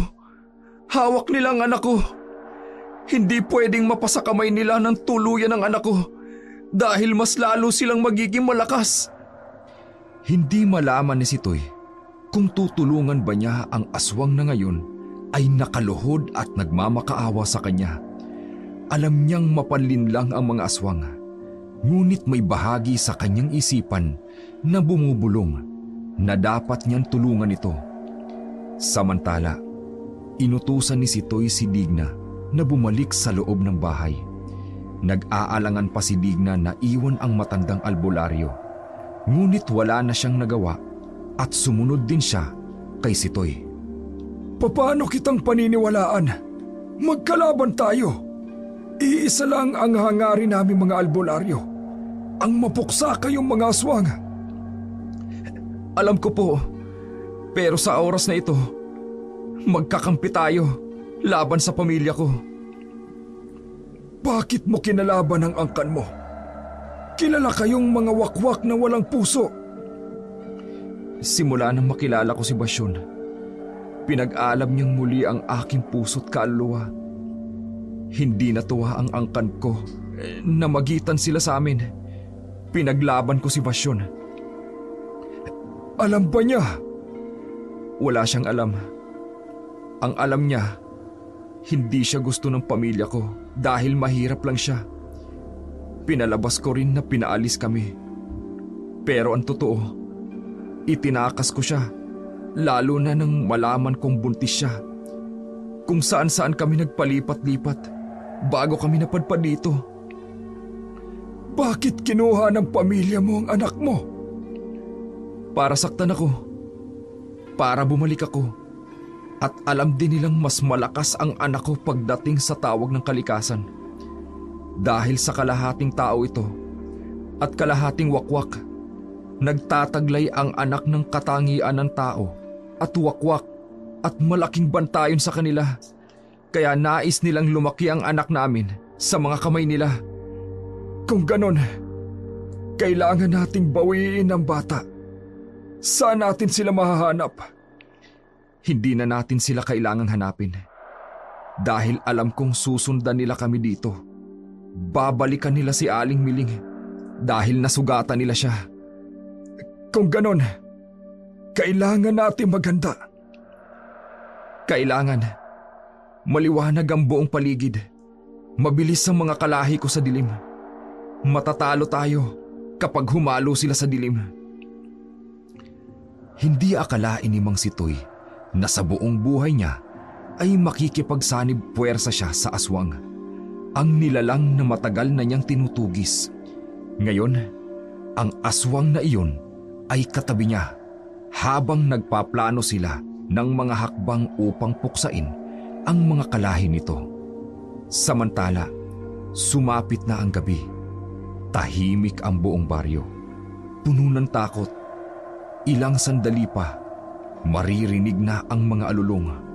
Hudyat na may paparating na panganib.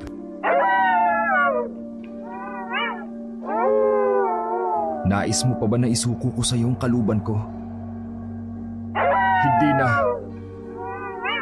Mas malakas ka kung hawak mo ang kaluban.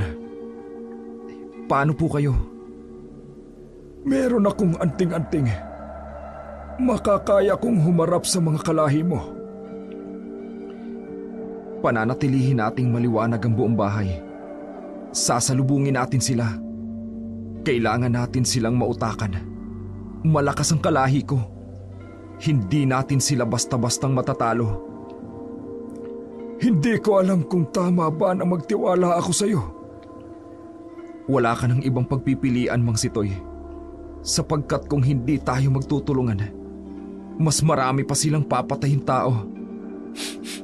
Naaamoy ko na sila. Malapit na sila. Sige, maghanda na tayo. Ang dilim ang magiging kakampi ko.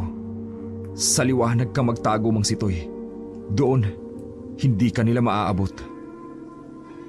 Kita ni Sitoy ang determinasyon sa mga mata ni Vicente. Maya-maya pa, naramdaman na nila ang kakaibang presensya.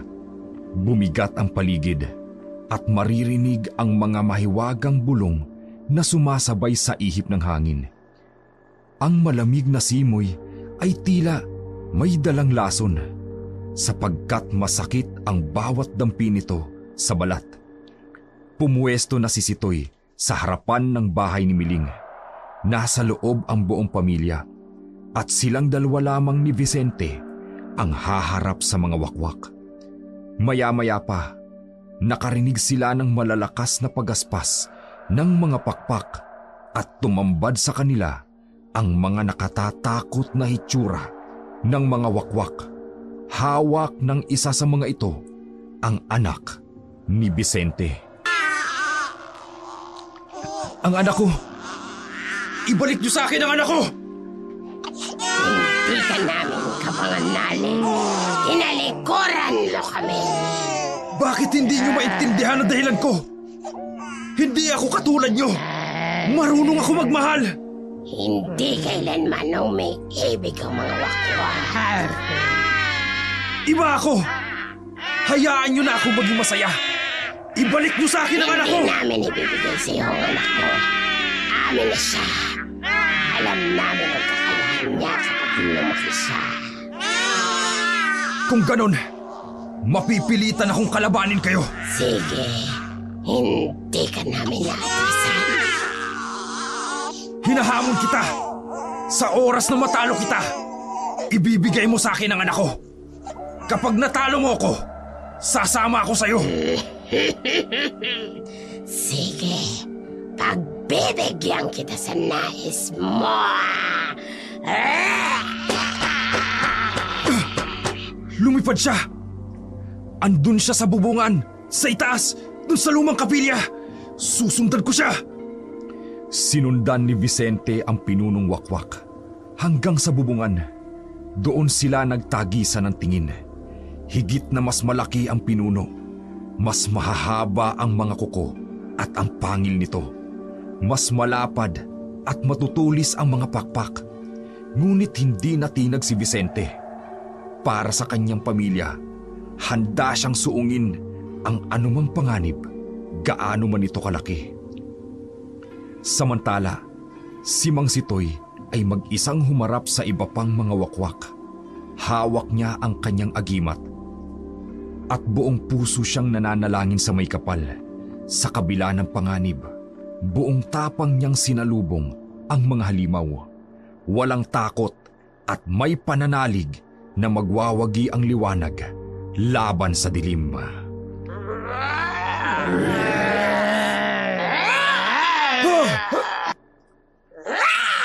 Hahampasin ako ng isa gamit ang matutulis kay pakpak. Sasanggain ko ito gamit ang espadang bakal na pinagpala at binditado.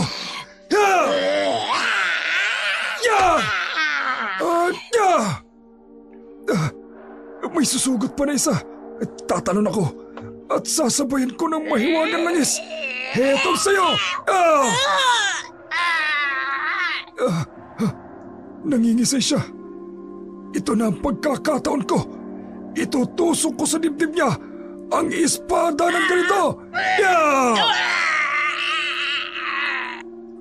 Hilahin niyo sa dilim. Doon natin siya sa tapusin. Humahaba ang kanilang mga katawan at hihilahin nila ako sa dilim.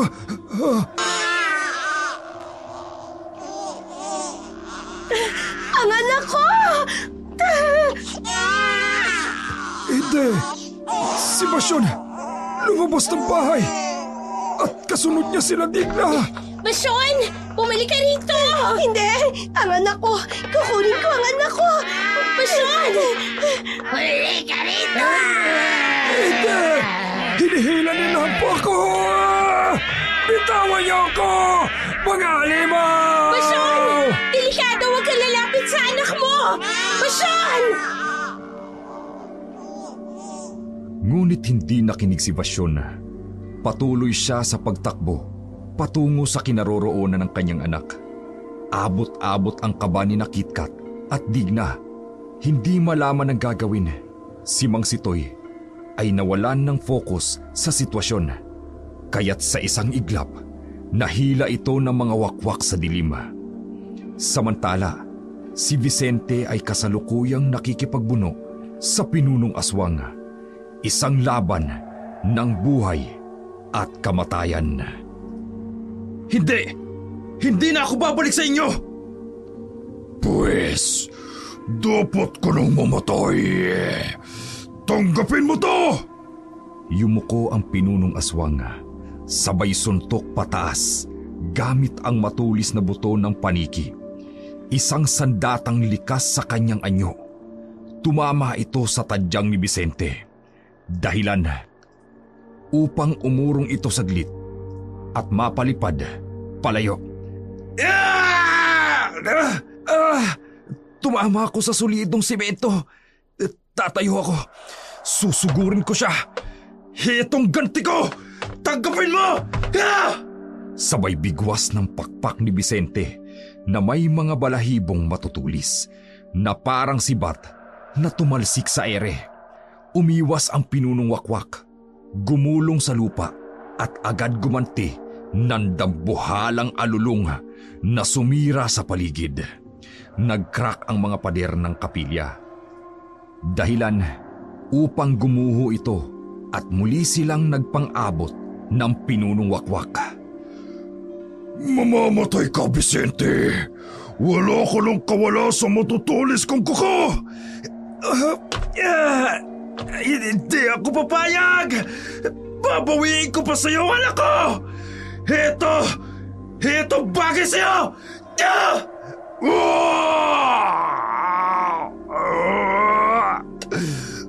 Tinusok mo ako. Ang matulis mong mga kuko sa tiyan. Pero alam mong hindi tatalab sa akin yan. Vicente, dahil katulad mo, mayroon din akong kalubang itim.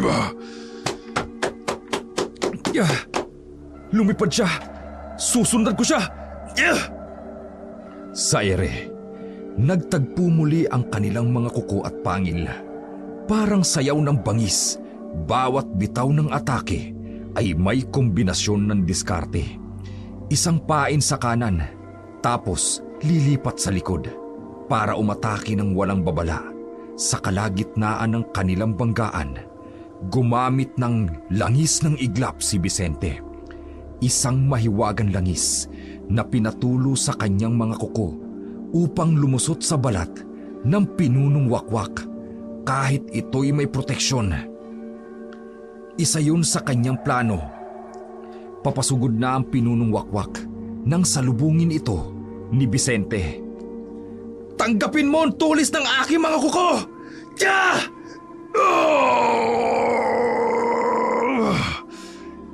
Nasugatan ko siya. Gumamit ka ng langis ng iglap. Manlililag ka! Trinaydor mo rin ako, Ama! Sinira mo ang pamilya ko! Dahil hindi ka nararapat sa kanila, hindi ako papayag na tuluyan kang umibig sa isang tao. Umibig na ako sa isang tao, Ama! At hindi katulad mo! Mayroon akong puso! Marunong ako magmahal! Walang kwentang pag-ibig. Tingnan natin kung hindi ka madurog sa gagawin ko. Anong? Sa kabila ng kanyang nanghihinang kalagayan, nagawa pa ring makalipad ng pinunong aswang patungo sa direksyon ni Basyon, at sa anak nito, nanlaki ang mga mata ni Vicente. Hindi siya agad nakakilos. Saglit pa'y narinig na lamang niya ang sigaw ni Basyon at ang hagulhol ng kanilang anak, kasabay ng malamig na ihip ng hangin na tila may dalang kamatayan. Bitiwan mo ako!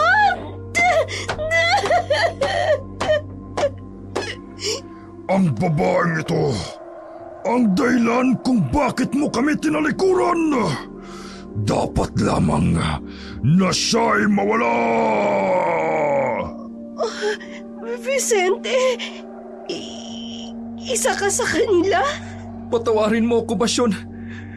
Inilihim ko sa iyo ang aking pagkatao. Hindi. Kahit ano ka pa, tatanggapin kita, Vicente. Ganun kita kamahal. Mahal na mahal kita, Basyon.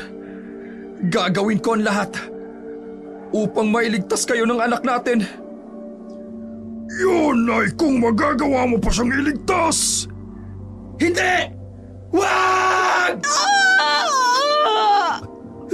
Sinaksak mo siya gamit ang mga kuko mo!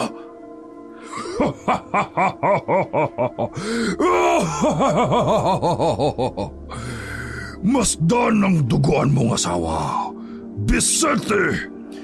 Pagmasdan mo kung paano siya malagutan ng hininga. Pagbabayaran mo to! Yeah! Yeah! Nilusbos mo ang leg ko. Gamit ang matutulis mong kuko. Hindi pa ako tapos! Sisiguraduhin kong hindi ka na mabubuhay pa! Sisipsipin ko ang kaluluwa mo! Hindi!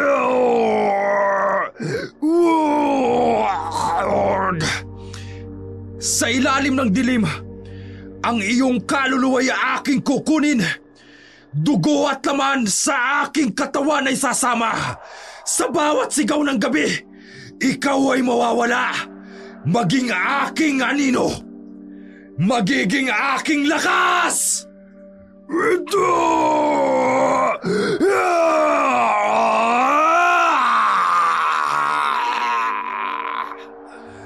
Ay, Diyos ko! Naglaho sa dilim ang katawan ng wakwak, Digna, at may pumasok na parang itim na usok sa bibig ni Vicente. Ay! Hinigop niyang kaluluwa nito, KitKat. Natulala ang magkaibigan Digna at KitKat. Hindi makapaniwala sa kanilang nasaksihan. Para silang nasa isang pelikulang horror. Hindi magkamayaw sa mga nakita. Samantala, si Mang Sitoy ay nasa gitna ng kasukalan ng gubat. Naririnig ang mga pagaspas ng pakpak ng mga wakwak. Hawak ang kanyang espadang bakal. Inihahanda niya ang sarili sa inaasahang pagsalakay ng mga halimaw. Sige! Hindi kayo sasantuhin ng aking espada. Ha? May susugod sa akin. Tatalon ako ng ganito at itatara ko sa kaliwa ko ang aking espada.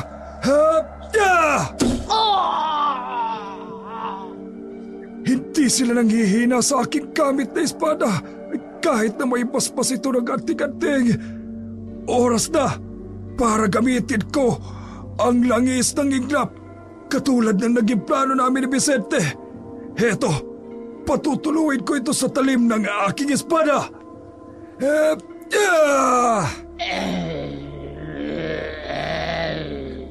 Hindi. May isang aswang nadadagitin ako. Sitoy! Sitoy! Si Meling, anong ginagawa niya rito? Eh, may dala akong backup upang talunin ang mga halimaw na yan. Ay, nako! Ayun ang mga wakwak! Ayun ang nakakasama! Tayo! Sunggurin natin yan! Ibaba mo ko, halimaw! Ito bagay sa'yo! Sasaksakin kita ng talim ng espada ko at mayroong langis ng iglap! Yeah!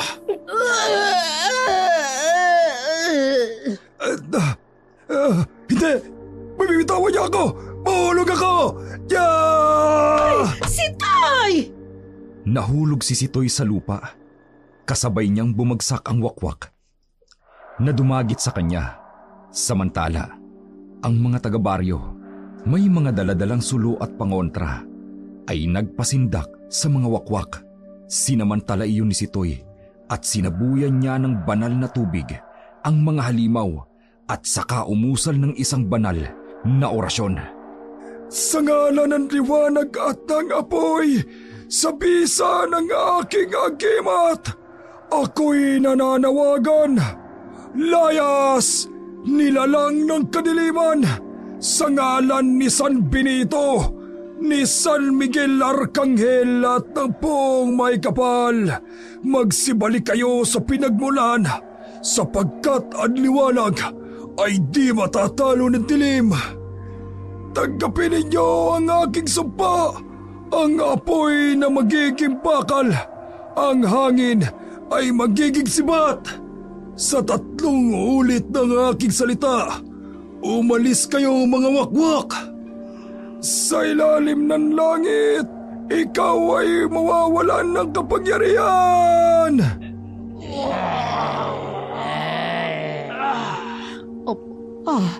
Ang mga wakwak, unti-unting naglalaho. Diyos ko, maraming salamat po. Ay, maraming salamat sa Diyos. Maraming Salamat, Magsitoy! Samantala, habang nagkakasiyahan ng mga tao sa baryo dahil sa pagkasupil ng mga wakwak, may 2 puso ang nadudurog. Vicente, mahal na mahal kita. Wala akong pakialam kung isa kang wakwak o kahit ano ka pa. Ikaw ang iniibig ng aking puso at ikaw lang ang ititibok nito kahit sa kabilang buhay man. Pakiusap, Basyon. Huwag mo akong iiwan. Huwag mong ipipikit ang mga mata mo. Hindi ko kakayanin mawala ka. Ikaw ang nagbigay sa akin ng pagkakataong makaramdam at matutong magmahal. Pakiusap, Basyon. Huwag mo akong iiwan. Napakasaya ko na nakilala at inibig kita, Vicente. Kahit sa maikling panahon, sobrang saya ko na. Pero hanggang dito na lang yata tayo. Kahit kailan, hindi magsasama ang araw at gabi. Paalam, mahal ko. Hindi. Basyon! Huwag mong ipipigit ang mga mata mo! Basyon! Huwag mong ipipigit ang mga mata mo! Basyon! Hindi! Bumalik si Sitoy sa bahay kasama si Miling at doon natagpuan nila ang walang buhay na katawan ni Basyon habang si Vicente ay yakap-yakap ang asawa nito. Naroon din ang sanggol sa tabi ni Basyon. Umiiyak. Tumulo ang mga luha ni Vicente. Umangat ang tingin nito sa paligid nang mapagtanto ni Vicente na naroon sila Miling at Sitoy. Ay maingat niyang hinalikan ang asawa sa noo bago ito nilapag sa lupa. Pagkatapos, dahan-dahan niyang binuhat ang sanggol at dinala kay Sitoy at Miling. Mang Sitoy, Aling Miling, wala nang babaeng dahilan kung bakit ako nakaramdam ng pag-ibig. Vicente, maaari po nang ipagpatuloy ang buhay mo. Kabitin mong lakas ang anak mo upang magpatuloy. Hindi ako karapat-dapat na magpalaki sa kanya. Gusto kong lumaki siya nang may takot sa Diyos at sa lilim ng inyong pag-aaruga at pagmamahal. Anong ibig mong sabihin, Vicente? Mang Sitoy, ibibigay ko sa iyo ang aking kaluban. Ibigay mo ito sa anak namin upang magsilbi niyang proteksyon sa magulong mundo. Vicente, huwag kang magsasalita ng ganyan. Mabuhay ka para sa anak mo. Hindi po ako nararapat dito. Nararapat ako sa piling ng mahal ko. Sa inyo ko po ipagkakatiwala ang aking anak. Nanghihina ako. Luna. Anak ko. Mahal na mahal ka namin ng iyong ina. Lumaki ka sanang mabait. Masunurin at mapagmahal. Mang Sitoy, Aling Miling, kayo na po ang bahala sa anak ko. Hinding-hindi ko makakalimutan ang mga tulong ninyo sa aming mag-asawa. Oh, Diyos ko! Sitoy, ano nangyayari kay Vicente? Bakit unti-unti siyang naghihina? Diyos ko! Oh, Sitoy! Oh, humiga siya sa tabi ng bangkay ni Basyon at ininom niya ang isang butil na may lamang banal na tubig. Nagpakamatay siya, Miling. Isa sa paraan ng mga wakwak sa oras na sila ay manghina at makaramdam ng emosyong katulad ng pag-ibig. Hindi niya matanggap ang pagkawala ni Basyon na tanging dahilan kung bakit siya natutong magmahal. Pero bakit niya tinapos ang buhay niya? May anak pa siya. Ang mga wakwak ay nabubuhay ng walang pag-ibig sa puso. Poot at kasamaan lamang ang naghahari sa kanila. Sa oras na ubibig sila, ito ay kanilang magiging lakas at kahinaan. Si Basyon ang kalakasan niya at ito rin ang kahinaan niya at naging mitya ng kanyang kamatayan. Malungkot na sinunog ni Sitoy ang katawan ni Vicente. Inilagay nila sa urn ang mga abo nito at ipinagtabi sa loob ng kabaong ni Basyon. Nang ito'y ilibing, ang anak ng mag-asawa, si Luna, ay ipinagkatiwala ni Sitoy kay Miling upang pangalagaan dahil muli na siyang babalik sa bundok. Kahit alam nila Digna, Miling at Kitkat ang tunay na pagkatao ni Luna, ay natutunan nila itong mahalin. Uy, Digna, tingnan mo. Habang lumalaki si Luna, nag-iiba na ang kulay niya at hindi kulay abo. Nagiging normal na gaya natin. Oo nga. Inay, palalabasin ko pong anak ko si Luna. Dadalhin ko muna siya sa Maynila. Tapos babalik ako rito. Kapag medyo malaki na siya. Sigurado ka ba, anak? Malaking sakripisyo yan para sa'yo. Tatawagin kang disgrasyada ng mga tao dito sa atin. Siguradong sigurado po ako, Inay. Mamahalin ko po si Luna. Hanggang sa makalimutan at maibaon sa limot ang nakatagong dugo ng kasamaan sa kanyang pagkatao. Lumipas ang mga taon at lumaki na ang batang si Luna. Busog sa pagmamahal ng kanyang kinikilalang lola at ina. Bumalik si Digna sa kanilang baryo. Dala si Luna. Naging tampulan siya ng mga tsismis. Ngunit wala siyang pakialam. Para kay Digna, napakasarap sa pakiramdam ang maging isang ina at hindi niya pinagsisisihan na akuin ang responsibilidad para sa anak ni Vicente at Basyon na may dugong wakwak.